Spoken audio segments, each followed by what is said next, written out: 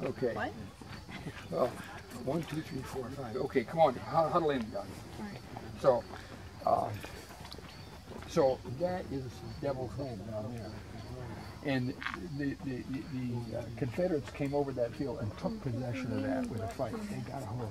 And if we get time to go down and see it, you'll see why it was such an ideal spot to fire from. And these guys were really good with rifles.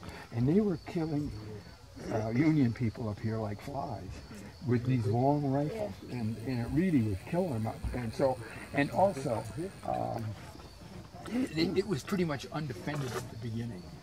And this guy over here, who's in bronze, do you see him? Yeah. That was the guy that, I'll think of his name, Governor Warren is his last name. And he was standing there with a pair of binoculars, and he's looking over, in the second row of trees, that far over, he could see guys under the trees because their bayonets glittered. And because he could spot the bayonets glittered, he realized there was a lot of guys there waiting to come. So they pressed the button to get more guys down here. And so they shipped more reinforcements to here. But this is Little Round Top.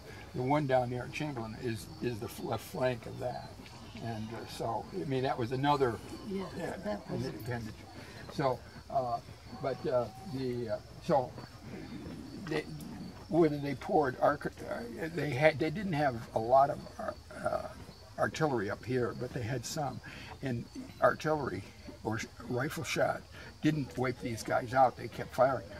But one of the things that a friend of mine had his minister at the house one day when I visited down in Hagerstown a few years ago, many years ago, I guess. And he said that when they took the bodies out of Devil's Den, that a lot of them had no marks on them at all to explain why they died, and they didn't understand that. And he kind of dropped it on me as a problem, you know. And so I thrashed around a lot of years, and in this 1.5-page letter, I show you where I found the answer. I found the answer in a book on World War II aircraft stories from over Europe and stuff. And this guy tells the story of being in a plane that the nose blew off because of a anti-aircraft shell. And he said, and if I hadn't had my mask on and my ears on, he says, I would have died like those guys at Devil's Den, because it was a concussion, see. Well, they had a weapon. Both the North and the South had it too, because it was a U.S. Army issue, I guess. And it was 3 inches in diameter, and they could fire it. And they could set how long it took to go off. It could burst early. And so they could set some of them to burst early. And so these things were down there, and concussion killed these people. And Harry explained concussion to me is, if you can raise the pressure in somebody's lungs abruptly, the little delicate sacs that exchange, you know, oxygen and carbon dioxide are very little, like grapes hanging on the ends of strings. And he says, if you can rupture those, the guy dies of, he succumbs to asphyxiation, can't get any air. And that's what happened to some of these people. But it took me about 4 years to find that out.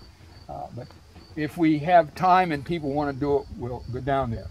I took Zeb down yesterday because he wanted to go, but it takes extra time. But we won't do it right now because I want to make sure we cover the essentials.